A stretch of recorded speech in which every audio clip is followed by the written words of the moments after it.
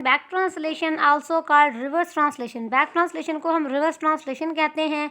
ये वो प्रोसेस होता है जिसके अंदर हम रीट्रांसलेट करते हैं किसी भी कंटेंट को उसके टारगेट लैंग्वेज से back to its source language, उसके जो ओरिजिनल लैंग्वेज है उसके अंदर। Back translation is the process of translating an already translated document. इसके अंदर हम उस चीज़ को ट्रांसलेट करते हैं जो पहले से ही ट्रांसलेट हुआ हुआ होता है उसके ओरिजिनल सोर्स लैंग्वेज से, ठीक है। For example, if a document was translated from English to Chinese, अगर हमारे पास एक डॉक्यूमेंट है जो कि इंग्लिश से चाइनीज़ के अंदर हमने उसको ट्रांसलेट किया है, तो फिर हम क्या करेंगे, जब हम उसकी बैक ट्रांसलेशन करेंगे तो हम चाइनीज़ से उसको दोबारा इंग्लिश में कन्वर्ट करेंगे। What is back translation? Back translation क्या होता है? Back translation is a 3 step translation quality control method comprising. ये 3 step translation quality control method होता है जिसके अंदर हम ट्रांसलेशन, कंपैरिजन और रिकॉन्सिलेशन को देखते हैं, ठीक है। ट्रांसलेटिंग क्या है? A completed translation back into the original language. एक कंप्लीटेड ट्रांसलेशन को हम दोबारा से उसके ओरिजिनल लैंग्वेज के अंदर जब ट्रांसलेट करते हैं तो वो हमारे पास होता है ट्रांसलेशन, ठीक है। कंपेयरिंग यानी आपने दो चीज़ों के दरमियान में कंपैरिजन करना है, उनका फ़र्क देखना है। मिसाल के तौर पर आपका जो न्यू ट्रांसलेशन है और जो आपका ओरिजिनल टेक्स्ट है, उन दोनों के दरमियान में आपने कंपैरिजन करना है। आपने देखना है कि दोनों के अंदर क्या डिफरेंस आया है, पहले कैसे थे और अब कैसे हैं। फिर हमारे पास आता है रिकॉन्सिलेशन। रिकॉन्सिलेशन यानी कि any meaningful differences between the two, के दोनों के दरमियान में क्या डिफरेंस आया है, वो जो डिफरेंस आया है उसका कोई मतलब भी है या नहीं है, या जो है ना वो ऐसे ही कोई बेकार सा नुक्ता आपने पकड़ लिया और आपने उसको जो है ना वो डिफरेंस करा दे दिया है। इसका जो मेन पर्पज़ होता है वो हमारे पास एक्यूरेसी लाना होता है, यानी हमारे पास जो ट्रांसलेशन आना चाहिए वो एक्यूरेट होना चाहिए वैसे ही जैसे कि उसका ओरिजिनल टेक्स्ट था। गाइडलाइंस। बैक ट्रांसलेशन के हवाले से हमारे पास कुछ गाइडलाइंस होते हैं, ठीक है। Should be done by a professional translator. जो बैक ट्रांसलेशन है वो एक प्रोफेशनल ट्रांसलेटर को ही करना चाहिए जिसको ट्रांसलेशन आती हो। And edited by a second professional, और जो इसका एडिट है वो भी एक सेकंड प्रोफेशनल के हाथों से ही होना चाहिए। A comparison of the back translation with the original document should focus on the difference that matters. सिर्फ उसी पॉइंट के ऊपर फोकस करना चाहिए जो मैटर करते हैं, हर पॉइंट को उठाकर नहीं देखना शुरू कर देना। Ignore the differences that doesn't matter. उन जो डिफरेंसेस को इग्नोर करना है जो कि मैटर नहीं करते। सोर्स टेक्स्ट एम्बिगिटी में arise that should be resolve by the author of the original source text. यानी आपके जो है ना सोर्स के हवाले से जो आपका सोर्स टेक्स्ट है उसके हवाले से काफ़ी ज़्यादा एम्बिगिटी भी पैदा हो सकती है, लेकिन आपने क्या करना है कि आपने उन इश्यूज़ को रिजॉल्व करना है, क्योंकि आपने जो है ना ओरिजिनल सोर्स जो टेक्स्ट है उसी को ही देखना है और सिर्फ जो है ना उसको ट्रांसलेट करना है, फिर दोबारा ट्रांसलेट करना है। बैक ट्रांसलेशन को कहाँ कहाँ इस्तेमाल किया जाता है? बैक ट्रांसलेशन को इस्तेमाल किया जाता है फार्मास्यूटिकल इंडस्ट्री में, मेडिकल डिवाइसेस में, क्लिनिकल रिसर्च में, क्लिनिकल ट्रायल्स में, मेडिकल फॉर्म्स और कॉन्सेंट्स में, सर्वेज में, क्वेश्चनियर्स में, packaging for export, food products, scientific materials, contracts and legal instruments, financial reporting और ऑपरेटिंग इंस्ट्रक्शंस वगैरह के अंदर। इंपॉर्टेंस क्या है बैक ट्रांसलेशन की? सबसे पहले तो ये एक्यूरेट होना चाहिए, इसके अंदर एक्यूरेसी होनी चाहिए। Testing for translation accuracy is the primary reason to use back translation in a project. आपका जो प्राइमरी रीज़न होता है किसी भी ट्रांसलेशन को दोबारा से ट्रांसलेट करना, उसके पीछे एक ही वजह होती है कि आपको एक्यूरेसी चाहिए होती है, ठीक है। The back translation process ensure that the original source text intent and meaning are preserved in the translated content. ये कहता है कि हमने मीनिंग को वैसे ही रखा है जैसे कि उसका था, उसको चेंज नहीं किया।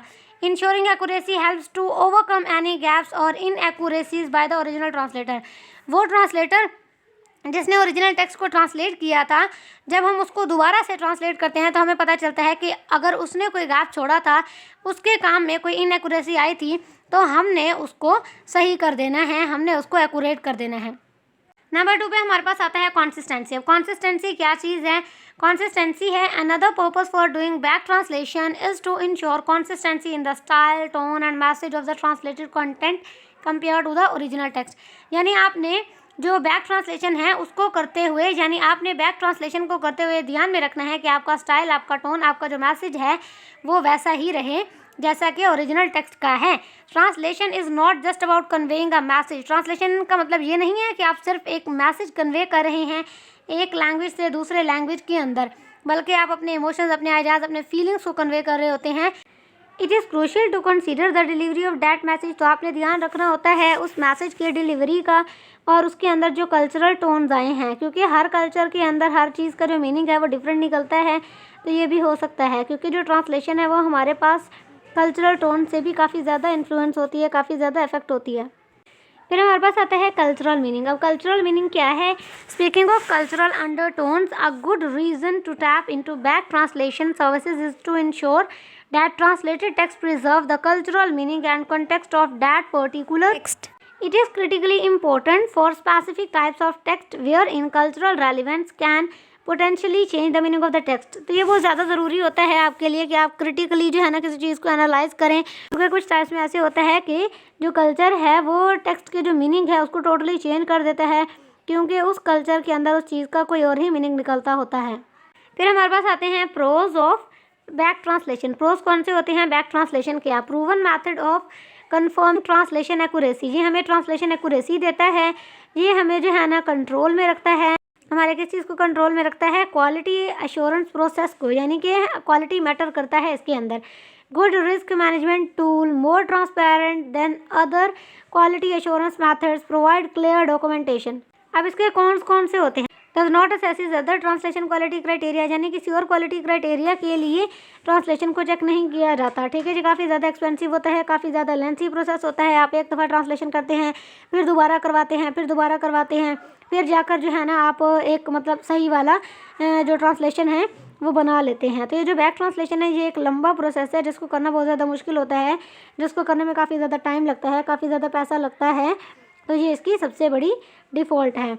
If not done well, compromise rather than improve the quality of translation। अगर सही नहीं होता तो आपको कॉम्प्रोमाइज़ करना पड़ता है, क्योंकि और कोई चारा नहीं होता, आप बार बार उसको सही नहीं कर सकते।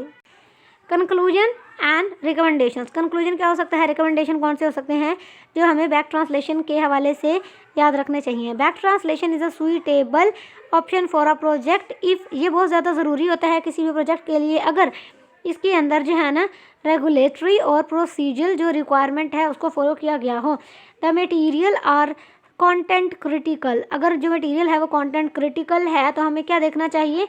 हमें देखना चाहिए उसके एडिशनल एक्यूरेसी को, ठीक है, और इसके अलावा हमें जो है ना उसका डायरेक्ट कंट्रोल देखना चाहिए क्वालिटी प्रोसेस के ऊपर, और इसके अंदर जो है ना value the transparency the method provides, ये हमें जो है ना ट्रांसपेरेंसी मैथड देता है। And are happy with the time and cost involve, और ये बहुत ज़्यादा ठीक हो जाता है with the passage of time, लेकिन इस पर पैसा बहुत ज़्यादा लगता है।